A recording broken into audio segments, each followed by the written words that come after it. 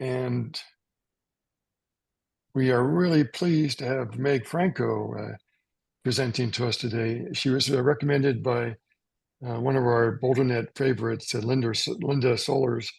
So we're really pleased to have Meg join us. And Meg, I'll let you further introduce yourself. Great.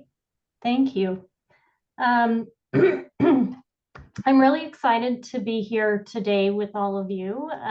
My name again is Meg Franko. I am a career coach. I've moved into this as kind of my second act kind of career. Before this, I spent about 30 plus years doing work in nonprofit and government sector work, mostly focusing on public policy and evaluation of programs, particularly focused on early childhood and education, although prior to that I had some other things I did as well. But what I discovered at the very end of my career was in public policy was what I really enjoyed was working with people to help them in their own careers. So I'm excited to be doing this now with folks as my kind of second act. And what I'm excited to talk to you all about today is something that's called ikigai. So it's a Japanese concept, which means can be translated into essentially that which makes life worth living or purpose, something that really gives you meaning in your life. And this concept has been around in Japanese culture broader than career, but I find that it's really useful in terms of trying to figure out exactly what you want to do for your career as well. Without kind of further ado, I'm going to introduce you, excuse me, to the Ikigai framework. So some of you may have seen this before, but if you haven't, this is a visualization of the concept of Ikigai. And the idea behind this is that there are four things that really you want to pay attention to, four kind of concepts. One is what you love or value. Another is what the world needs, what you can get paid for, and what you are good at. And when you have a handle on all four of those things, you can come to where they all overlap, and that is where your ikigai or your purpose lies. But as you all know, this is kind of easier said than done. I think a lot of us, if we're lucky, get to think about what our purpose is. Sometimes we don't have the luxury of thinking about purpose. We just need to find a job, any job. But while you all have time, while you're looking, it's really helpful to think about this so that you can really zone in on the kind of work that you really would find most fulfilling. So I'm going to walk through this a little bit and unpack it to really help you understand what this is and how it works. So there are places where you might have a couple of these things overlap. So for instance, you might find what you love and what you value and what you are good at overlapping into your passion. For me, I've discovered through a lot of self-work that my core values really are around connecting with other people, growth, so curiosity, learning, that sort of thing, and then supporting other people. So those are the things that I really love and value. And what I've discovered over time as well is that what I'm good at is building relationships with people, communicating, writing, doing research. And so when those things combine, so for instance, if I take a writing course, I'm both learning and growing. That kind of gets me in my, what I value. And then what I'm good at, writing. right? And that gets me to passion. Then if I look at a couple of the other circles, you might focus then on what you love and value, which again, for me, is the same thing, the connection, the growth, and the support. And then what the world needs.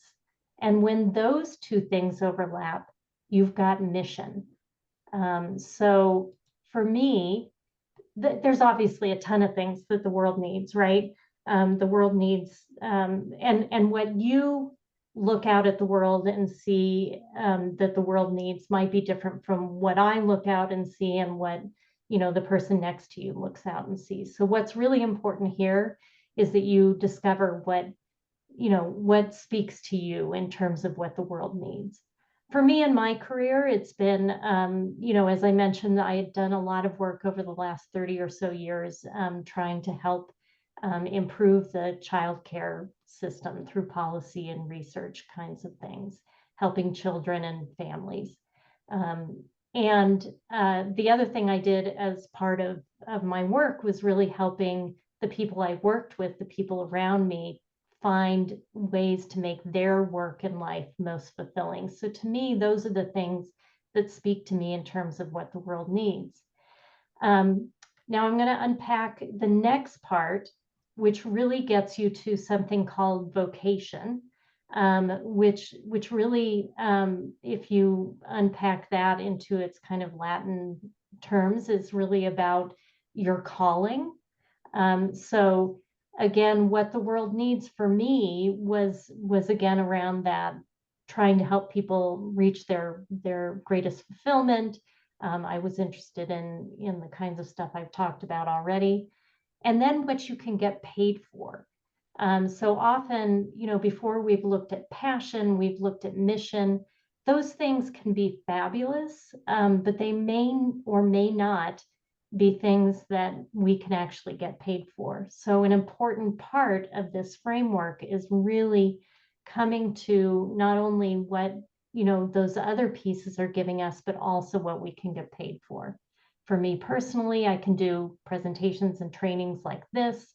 I'm good at consulting and coaching and advising. And then there's that writing and research piece again. And then finally, when you unpack this last piece of it, you get profession. So when you marry what you're good at and what you get paid for, what you can get paid for, you can find profession. So for me, you can see the same things about what I feel like I can get paid for. And at this point in my career, what I think I'm good at as well. A lot of these overlap, but sometimes they're, you know, they're not going to overlap as well.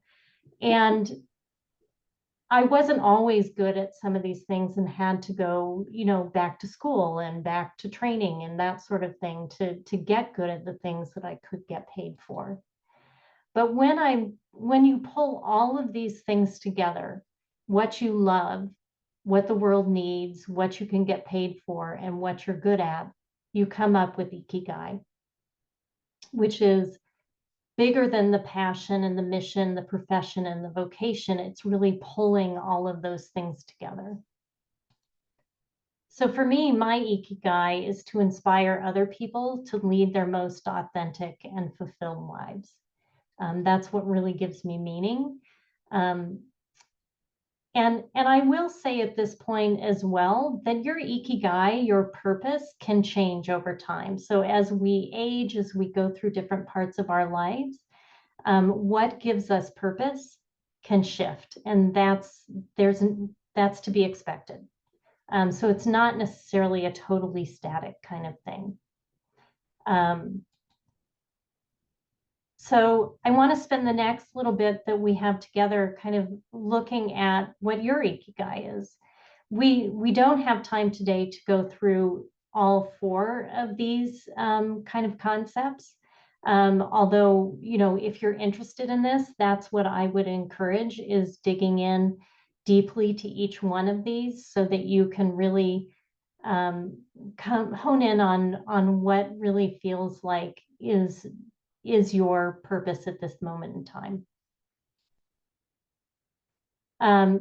So what I propose to do today is really to focus in on what on that first bubble at the top. So what you love or what you value. Um, Before I do that, I wanted to sort of talk a little bit about what are values. That may seem obvious, but it can be a little bit difficult to unpack sometimes, especially when we're looking internally. Sometimes things are easier to see when we're looking at somebody else than they are for us. But in general, when I'm talking about what are values, I'm talking about things that you believe are important to you in the way you live and work. They're those fundamental beliefs that guide your decisions. And they're unique core motivators that can, determine your satisfaction, in this case, with your career. So um, I want to do a little exercise that's going to help you um, unpack a little bit what your values are, or to identify a little bit what your values are. And the reason for this is really to help you become more self-aware, because when you know what your values are, and you can identify what's most important to you, it's going to be able to help you evaluate different career and job opportunities, so that you can make better decisions and go after things that are really going to satisfy you, and not only satisfy you, but when something fulfills your values, you're also going to it's going to make your interviewing easier. It's going to make your networking easier, because you're going to be speaking from something that's really true to you. When you go out there and you talk to somebody and they say, well, why are you interested in this? You're going to know how that fits with your values, and it's so much easier to talk about it, to answer those questions when you see how those things align.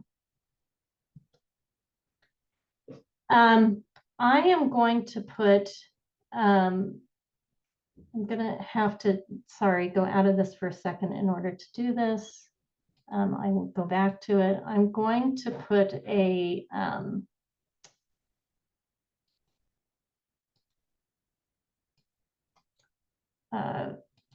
link in the chat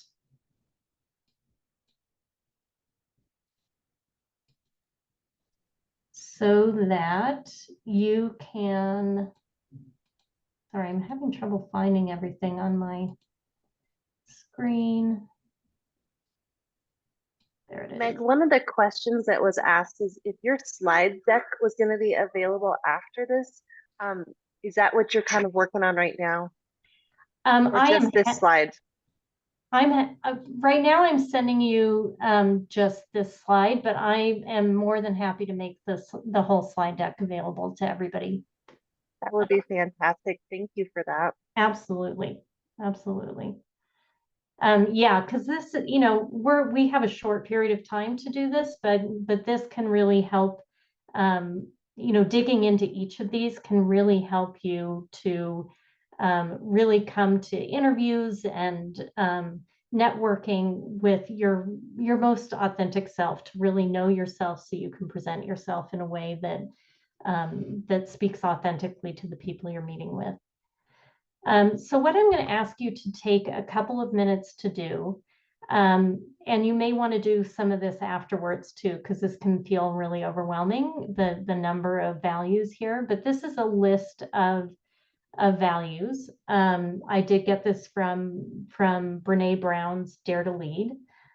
So if any of you follow her, this is where this is from. And I'm going to ask you to pick your top 2 to 5 values from here. This can feel overwhelming. You may look at this and think, oh my gosh, I have so many of these. So I'm going to give you some tips for how you can sort of narrow it down a little bit to make it easier. So one of the things you can do is just kind of narrow things down stepwise. Like, start by picking like 15. Circle all the ones that do really resonate with you. And then start to narrow that down stepwise. Go to 10, then to 5. And if you're really, feel like you can do it, select your top 2. My husband likes to go the opposite direction, and he likes to get rid of everything that he knows off the top of his head is like not a value, and then that brings him down to a smaller, contained number of values to deal with. Another idea is so that you don't feel like you have to throw your favorite babies out in picking the top 2 to 3, is to think about the fact that a lot of these values can be grouped under bigger core values. So for me, connection, growth, and giving back were my 3 biggest values. But you can see how many other values can fit under those. So even though it was like really hard for me not to pick creativity when I was narrowing it down, I feel better knowing that I can fit that under growth, for instance. And finally, another thing to do as you try to get down to your values is to sort of envision a couple of things or answer these questions for yourself. Think of a role model and think about what you admire most about that person. What is that person's, what values does that person exemplify? So for me, when I think about this, I think about my mom. And she was, when you were with her, she made you feel like you were the only person in the room. She was wonderful at connecting with people. So that, when I think about her as a role model, that's one of the things I think about. And then I know one of my values is caring and connection and presence. On the, going sort of the opposite direction, you can think about a person or a situation that's really frustrated or angered you, and what values were being stepped on when that was happening. So for instance, it really frustrates me. I have a friend who shows up late to everything. And when I think deeply about that, it's because I feel disrespected, right? So that's a value that might pop up for me. So I'm going to be quiet for a minute and let you all, take a couple minutes to kind of try to get down to, a smaller number of values that speak to you. And then we'll come back and debrief.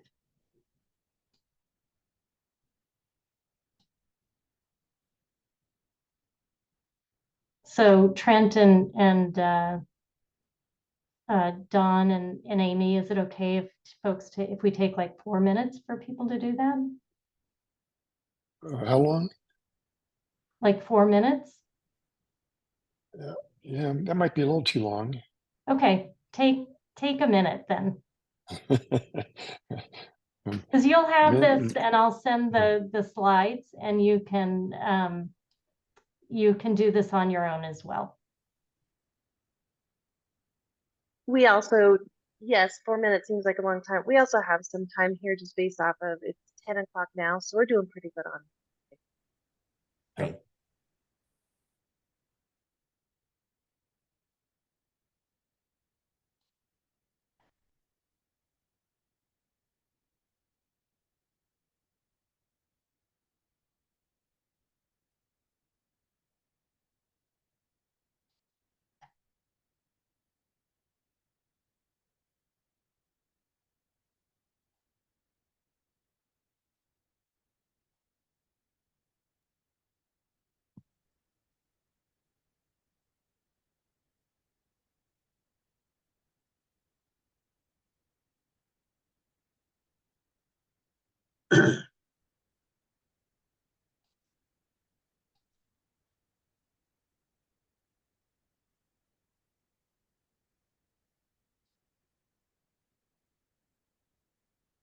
Great. So I wonder if anybody's, feels comfortable sort of talking about what, has any sense of what their ikigai is. I see in the, or not what their ikigai is, that's more than I asked you to do, what some of your values are that speak to you from here. And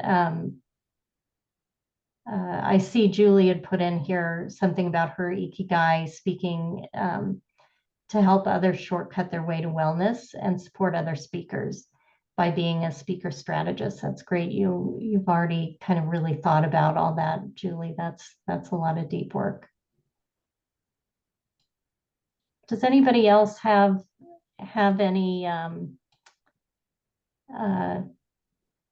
willing to share any of the values that came up for you?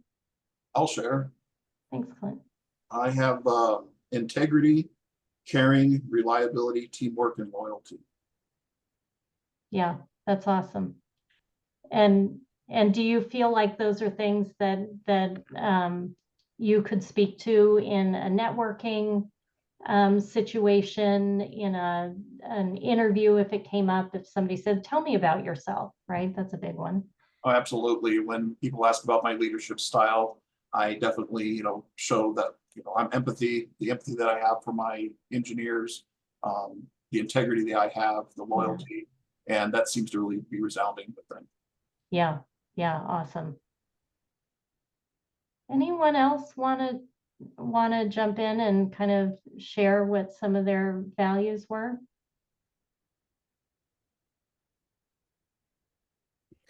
This is just from a prior bosses. I had a boss who was a superior communicator, and he kept everybody on the same page, and he was clear and focused, and all that really put together a great team. Everybody was working for the same goal. Yeah, so that exercise of thinking about like a role model and what kind of characteristics they displayed that really spoke to you. It sounds like, Kathy, that spoke to you, kind of his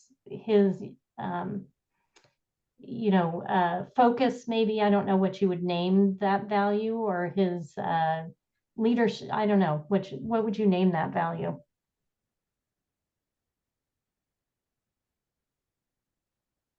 Yeah, you're on mute.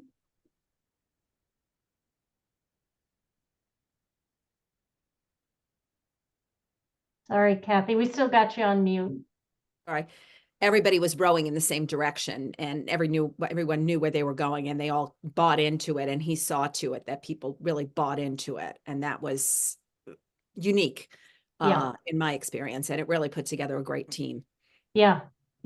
So that's something you can speak to when people say, what kind of leader do you want to be, right? If you're interviewing for something in a sort of leadership position, and you can say, I really,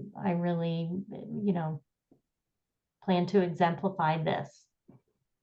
Yeah. Anybody else want to jump in?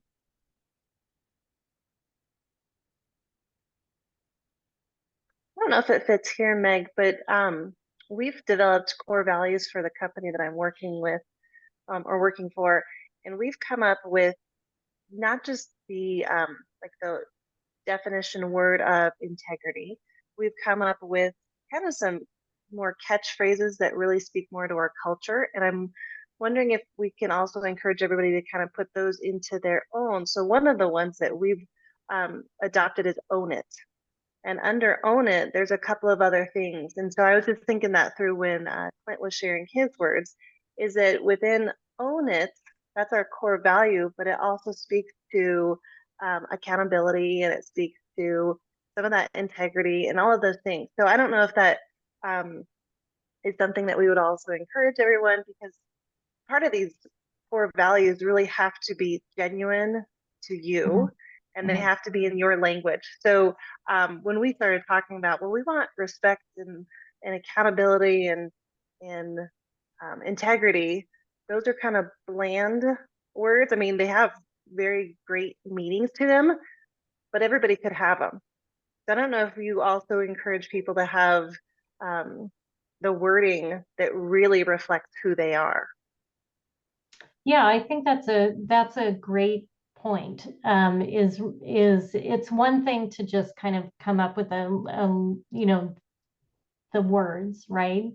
But going a step further, I think is what you're suggesting, Amy, and I love it. And having, taking some time, when you say caring is a part of something that's important to you, really coming up with examples of what that looks like, or how how you express that. And I think another thing that you brought up, Amy, that made me think as well is one of the things you can do, often places that you're networking, with, you're doing informational interviews, or you're doing an actual, job interview with someone. If you look at what the organization's values are, because many organizations do have them, and really take a look at how those cross over with your own values. That'll give you a couple of advantages. One, do their values speak to your values, right? Because this isn't just a one-way street. You're also, assessing whether you want to work for these different places that you're talking to. And gives you an opportunity to say, okay, their value, they've said own it and integrity are part of their values. How do I look at my list of values and be able to go into this interview and say, hey, I looked at your values and I share these core values, and here's how that plays out for me. Yeah. Absolutely. And I don't know how often when the rest of you are having your interviews, I don't know what you're encountering. It's been a little bit since I was doing the interviewee, but when I'm interviewing folks now, literally the very first thing I tell people is, I just want to have a conversation with you because I want to make sure that we're a good fit. It's got to work for both sides. Now, I might be not the norm in doing that, but the worst thing is I hire somebody and 2 weeks later I'm like, this is not gonna work. This is not a good fit. And we could have had those conversations early on, because I don't want people to feel like they're stuck. And it's really interesting just from the standpoint of, if you're hiring, you're a little desperate to get things filled. I'll be honest, from the HR side of things. And when you're looking for work, you are really desperate because you need paycheck. So there's got to be a common conversation, and I'm not sure how comfortable everyone would feel of, hey, I was looking at your company core values. I want to make sure we are a good fit. So that would be maybe something I could challenge the rest of you in. It kind of sounds scary because you're like, well, what if they don't offer me a job? What if they offer you a job and you are so uncomfortable showing up for the first 2, 3, 4 weeks into a month later, and you're like, oh my gosh, I got to get out of here. So I would just challenge you guys in possibly thinking that through too. Well, and I think that it's a matter of even like, why even apply, right? I mean, I know like Amy, I mentioned earlier that I was a kind of a generalist in my last company I worked for, and one of the hats I wore was HR. And I did phone screens basically on all of our applicants. And, I was not a technical, we was an engineering company and I was not a technical person. And so my phone screen was purely on culture fit, right? And how did their values align or not align with our values? And for the people that didn't align, even if they had great skills, I wouldn't recommend them for a technical interview, because I knew they just wouldn't be successful, right? Because I was focused on not employment, but about the employment relationship, right? I mean, fundamentally, as a job seeker, when I was on the job search, when I was a job seeker, again, I wasn't looking for a job, right? I was looking for an employment relationship, because yes, I needed to, replace my income, but I didn't want to just get into a job and then be miserable, right? And so I was very selective on the jobs I applied for. Every time I found an ad, in LinkedIn, in Indeed, that looked promising, the next place I went was Glassdoor to find out what the current employees said about that organization, because God forbid I get into an organization and find out that it's a terrible organization, right? Because or that it was even if it was a great organization, that didn't align with my values, right? So I think thinking in terms of the employment relationship, would be very beneficial, because I think if you approach it in that way in an interview, I think that would be refreshing to the people you're talking with, but I think it would also turn down anxieties, because then it's not about just getting grilled, but prior to taking on those responsibilities and then therefore that mindset, I used to think about interviews more like an interrogation, right? Kind of the cop interrogation, and hey Trent, how do you stack up against our job needs, right? And it was purely about me having to perform, right? When I thought about a relationship, it's just about win-win, right? I mean, do you meet my needs? Do I meet your needs? Is there grounds here for us meeting each other's needs, right? So anyway. I think it's kind of tricky, and I just read Jennifer's message about being evaluated on skills first. I think, yes, from your resume, it's skills based, because there's not a lot of personality that gets baked into resumes. It's a lot of listing out of, this is what I've done, this is what I can do, this is the accomplishments that I've made. And I think from the business side of things, that's probably what got you a phone interview or an interview at all, the skills based. Then the next step on a business side of things is, how well are you going to fit and complement and make the team further that you would be brought into. And I think that's where it gets a little bit tricky. And to your point, Trent, absolutely, of the phone interview people are really looking for, are they complementary, or are they so far different from the team that it's going to create sometimes challenges of how the project, how the work, how the thing gets done moving forward. So I appreciate that you wrote what you wrote, Jennifer. I don't know that it's just from my side of things. It's not if I like you or not. It's, are you going to complement and are you going to be a good fit with the team?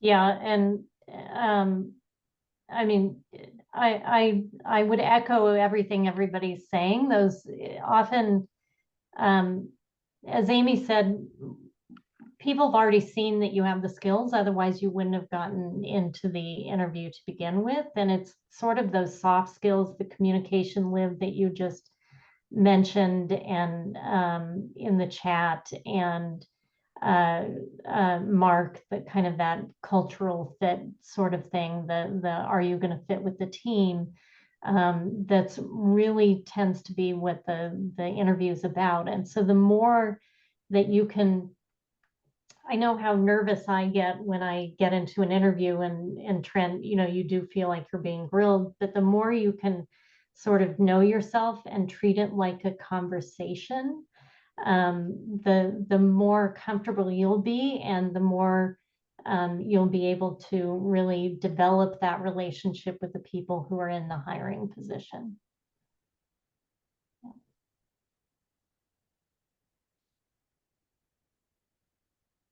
Yeah, Liv said humanize the process. Exactly. Because really the people hiring, in my experience, having sat on that end as well, they want you to succeed. They want to connect with you. They want that, they want to bond with you and to find, that person who really they feel is going to be a good match on the team. Well, and they also want to make sure, because it is about the employment relationship, right? I mean, just like you want to find the right job, they want to find the right employee, right? And just like you don't want to find the wrong job, they don't want to find the wrong employee, right? So in terms of being nervous going into an interview, there's really no reason to be nervous, because both you and the people that are interviewing you both have the same goal, right? Right? You both want to find out if there's a good opportunity here for building a win-win relationship, right? So it is truly just a meeting, right? Are we a good fit here? Either it is or it isn't, right?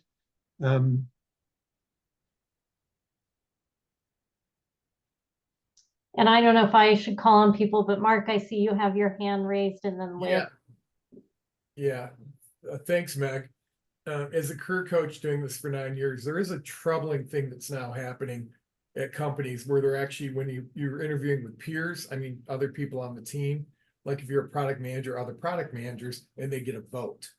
So the problem with that, and in talking to companies about this, is if you're an A player, you like to have other A players. If you're a B player or a C player, you don't vote for A players.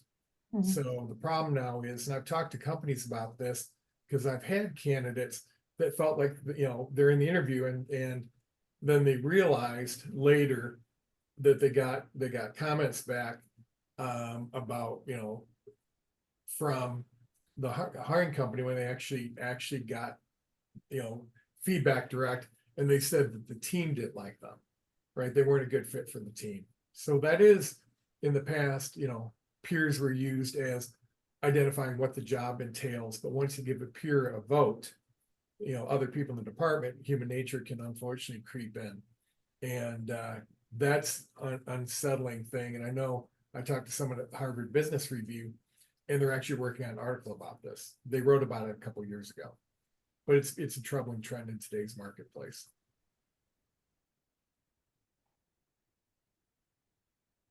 Liv, and then Natalie. Thank you. Yeah, I moved here several years ago, and I came here on vacation, interviewed for a job. They offered me a job, not in writing, and for a certain dollar amount. I went home, quit my job, moved here. I didn't have a lot of resources, and in the interview, the woman who owned the school that I was working at told me that she offered me a different amount of money, which was less than she had told me she would pay me, and then told a racist joke.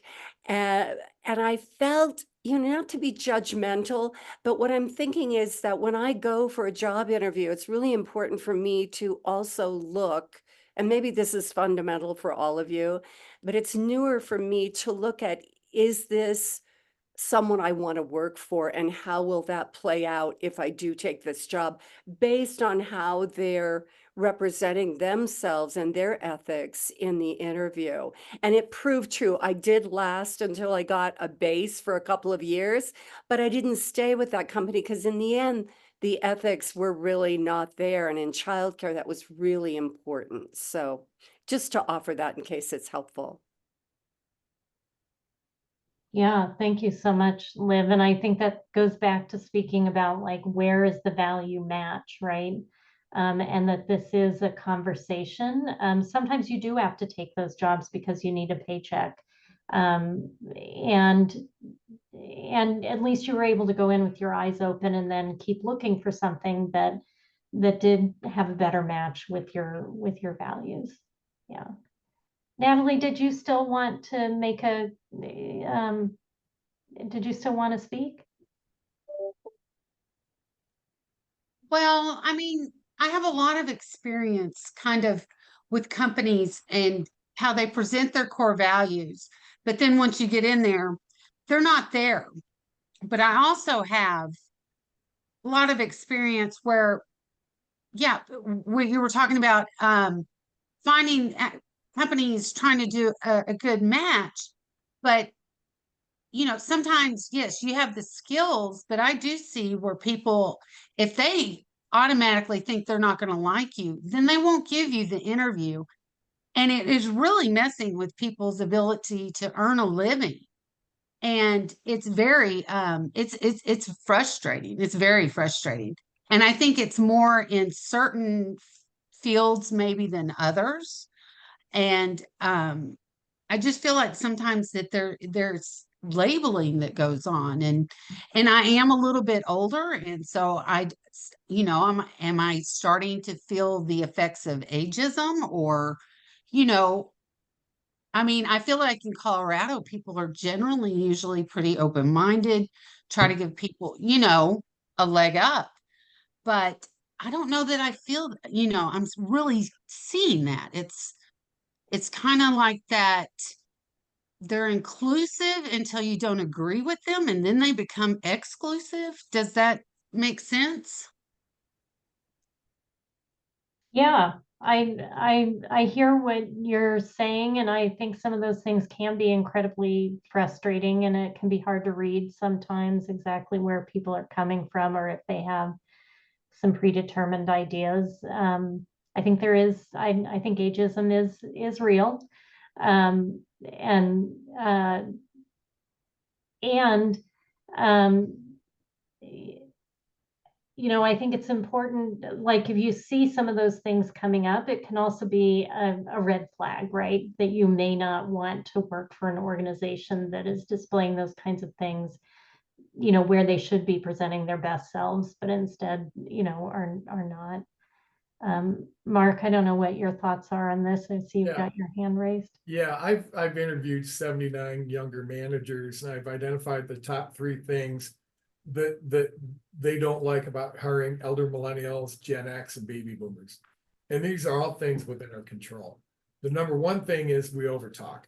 We've been taught to really share information and give a lot of information to show we have knowledge in that topic. An example was if they ask you the time, you give them the atomic clock, you build the atomic clock, we overtalk. And they want get to the point. And the second one is adaptability, showing and talking about being able to learn new things and adapt to new situations. That's really helpful if someone's changed jobs, worked at different companies, taken on additional responsibilities. The third thing was energy. And sometimes, the older workers don't really seem energetic. I don't think you have to emote, but kind of that you can't teach a dog old tricks, or you got 1 foot in retirement, which again, it's displaying energy and enthusiasm. And that means interviewing for jobs that fit you and talking about it enthusiastically.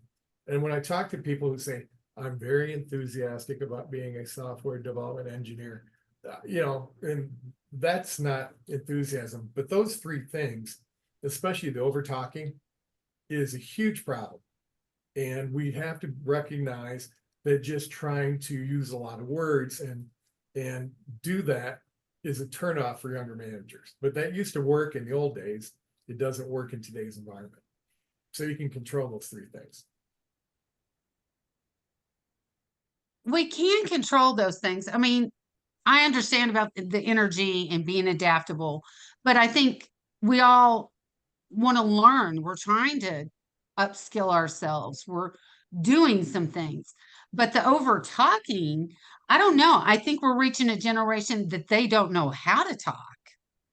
Do you understand what I mean? That they don't know how to converse the way we did. I'm not saying that we aren't a little bit wordy. However, I mean, I think it's conflict of generational Well, being taught. 8 years ago at LPN, we did have a panel of younger managers, and one of the younger managers said something really insightful. He said, if you want to understand us, befriend us. So after that, I did befriend younger people, and I'm proud that I have over 25, I'll call them close friends, from younger generations. They're a lot like us, but they don't communicate the same way we do. And yet again, but they are a lot of the same values. They care about family, they care about the future, even more work-life balance. But yeah, they don't communicate in the same way we do. But when you get to know them personally, it's a different situation. They open up more, they talk more. But I've seen in the workforce, they don't. Right? It's kind of a dichotomy. But when you get to know younger people, they have the same kind of beliefs we do, and I find that we're more alike than not. So if you want to interviewing skills are very different than job skills, right? You have to be good at interviewing, which is a whole different game than being good at your job. And that's the problem in today's job environment. Right.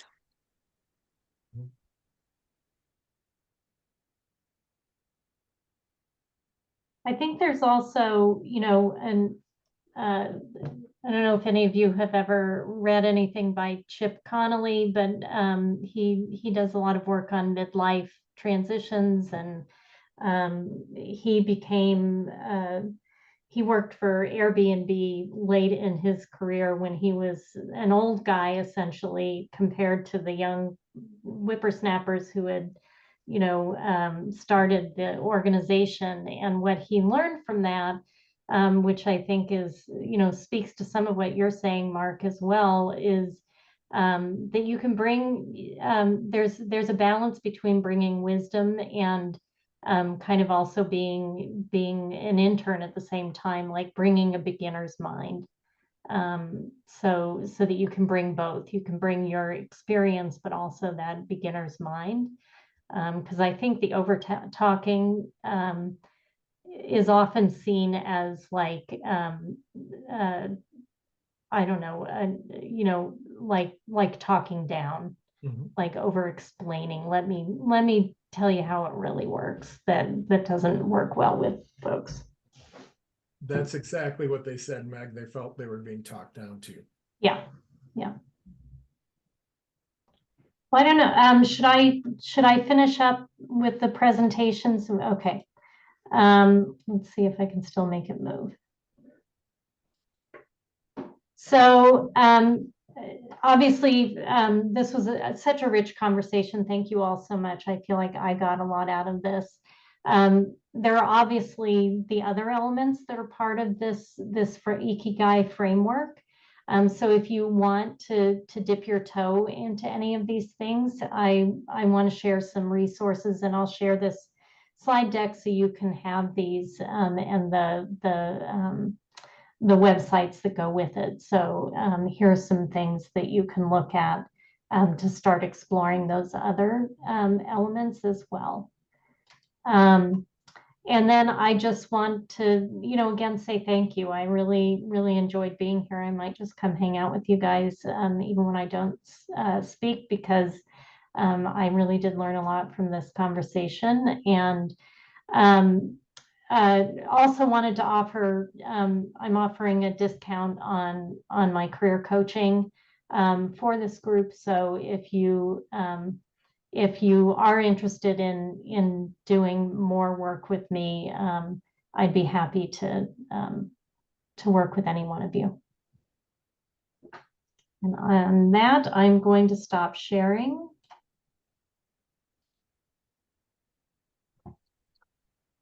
And I'll stop recording.